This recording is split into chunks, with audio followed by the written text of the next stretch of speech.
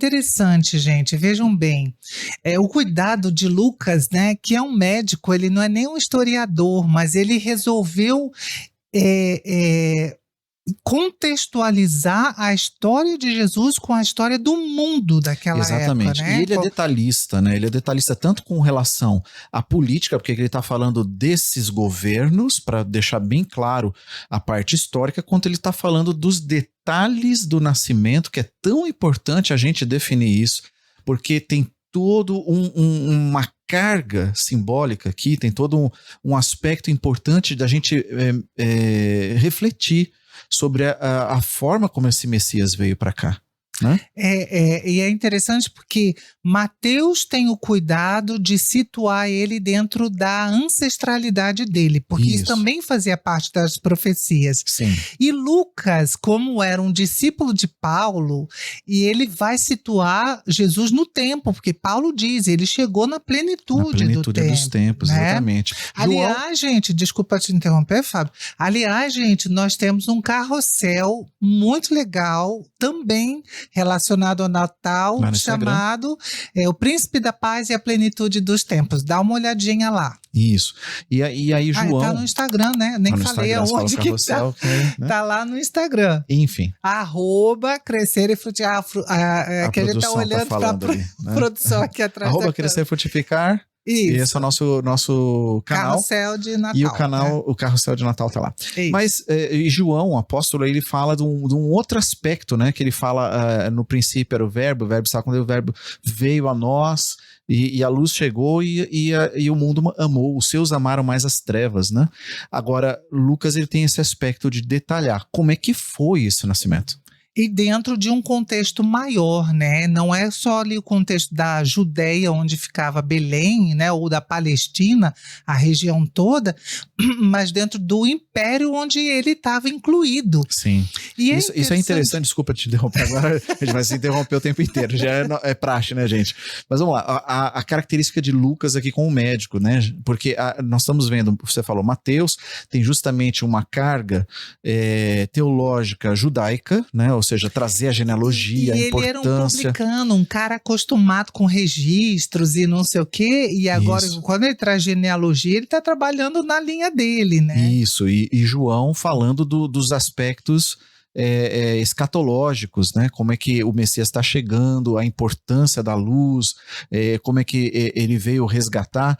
E agora Lucas é o detalhismo, né? O médico tratando de coisas de forma documentais, né? É o documento. É cientista, né? Cientista. Ele é um cientista. Vamos lá. Então vamos lá. A primeira coisa interessante é que ele nomeia o imperador da época, que é Augusto, César Augusto. Isso. César Augusto é um título, né? E isso, o nome dele mesmo era Otaviano, né? Otaviano. E é interessante, gente, porque esse cara aqui, ele é realmente o primeiro imperador de Roma. Antes, Roma funcionava como uma república liderada por triunviratos, ou seja, um poder entre 3 pessoas. Agora não, agora nós temos tinha o poder... Senado também, né? Isso. Toda uma estrutura política mais democrática, né? Isso. Não que Augusto César tenha dissolvido o Senado, ele não dissolveu, ele só tirou o poder, né? Tanto do poder do Senado. Ele é o cara do executivo e é difícil você ver isso hoje, né? Não, é por isso que a gente fala, né? O tempo que Jesus nasceu tem tudo a ver com o nosso tempo também, né? Sempre vai ter, porque Deus encaixa a história de uma forma que a gente sempre consegue se identificar. Mas o Otaviano estava falando... Então, isso que eu ia continuar agora. Esse Otaviano é o mesmo cara que venceu uma batalha contra uma coalizão de Marco Antônio e Cleópatra. Porque o triunvirato que ele fazia parte, um deles já tentou dar um golpe no começo, já não deu certo, o cara foi exilado, aí o Marco Antônio fez uma coalizão com a Cleópatra, né, do Egito, e eles foram derrotados por Otaviano. Daí, mas gente, foram 20 anos de guerra. Sim. Pensa, nós estamos vivendo agora, vamos lá, contando desde a guerra da Ucrânia, já vai fazer 2 anos que está essa guerra, e agora nós estamos há 2 meses com a guerra em Israel. Agora imagina São os mais importantes, né? mas imagine 20 anos de guerra. É bastante guerra, é bastante tempo. Qual o reflexo disso na economia, na instabilidade do cenário? Todo um impacto, né? Sim, Otaviano teve bastante trabalho para poder colocar a coisa em ordem. Sim. Né? Sim. E fazer prosperar, porque o que ele quer é que Roma avance, né? Ele é um império, né? Então você não tem só a questão toda, a burocracia e toda a luta de poder, mas você também tem um ideal. Então você quer fazer aquilo lá, não é só tirar o proveito. Para um imperador, para um governador romano, Roma vamos dizer assim, é como se fosse a capital da sabedoria, das capacidades do homem. Existe toda uma evolução do pensamento grego que em Roma vai assumir aquela característica do homem forte, né? E assim, Roma já dominava aquela região ali da Palestina. Então, sim, Roma já estava dominando.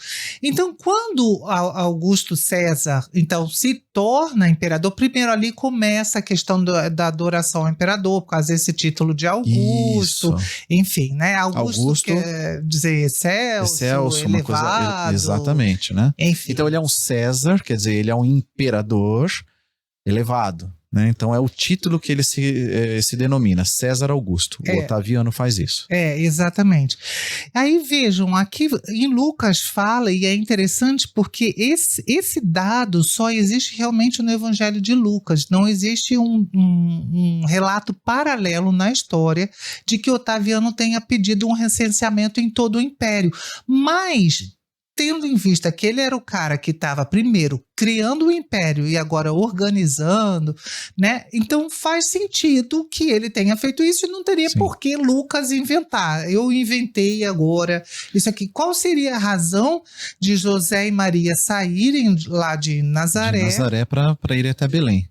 Só que aí que tá as coisas, começam agora a gente perceber como Deus está costurando a história, porque primeiro, né, esse recenseamento aqui tem uma importância fundamental dentro do pensamento romano e da forma como vai ser administrado por esse imperador, porque através do recenseamento você tem, digamos assim, um mapeamento de todo o povo que vai ser contribuinte.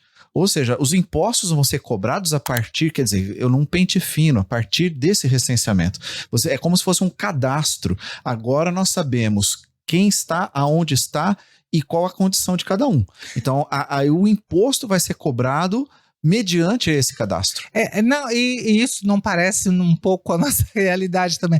Entra o governo novo, nós vamos organizar a casa. Qual é a primeira coisa que faz? Normalmente não é corte de despesa, é geração de impostos. Exatamente. Né? Vamos gerar mais impostos, vamos tirar mais da população, porque a gente tem planos. E exatamente esse é a ideia e o contexto que a gente tem que pensar assim aconteceu o Natal, né? O Natal no sentido, a chegada do príncipe da paz. Uau, que conturbado esse tempo. Exatamente. Então, assim, eu vejo, sabe, irmãos, que a gente fica com um saudosismo de um tempo que na realidade nunca existiu. Exato. O mundo nunca foi um lugar seguro e de paz. Exatamente. Porque o império das trevas governa isso daqui. Sim. E embora a gente saiba que Deus é soberano, e veja, Deus é tão soberano que ele está motivando o soberano de um império a fazer um recenseamento para mover os pais de Jesus até Belém, para que essa criança nasça, e não só ir até Belém, porque eles podiam ir para Belém, sei lá, porque um anjo avisou. Sim. Mas eles chegaram lá de uma forma que não havia lugar para eles. Sim. Porque todo mundo estava lá. Exatamente. Todo mundo que nasceu. De Davi. Então, você faz voltar todo mundo para aquele território. Tem cidades no interior do nosso país que, se você pegar todo mundo que nasceu lá e colocar, agora vocês vão lá, todo mundo ao mesmo tempo, no mesmo período, a cidade não cabe. E Belém era uma cidadezinha pequena e ela era realmente conhecida como uma cidade pastoril desde o tempo de Davi, que era de Belém. Sim. Agora, né? Deixa eu fazer mais uma alusão aqui à questão política, gente, porque isso vai refletir no que a gente vai agora entender sobre o texto, né? Para um judeu, olha que interessante, para um judeu, isso daqui é o máximo da opressão, porque eles não só estão dominados por um povo estrangeiro, mas agora eles começam a pagar tributos altos. Então, no pensamento judaico, isso daqui é um absurdo social, é um absurdo religioso, porque nós estamos falando de uma teocracia, e no pensamento judaico, né, quer dizer, quem é que tem que governar seria Deus, né? E Deus usar o seu povo, mas agora eles estão usando, inclusive, os sacerdotes para fazer acordos.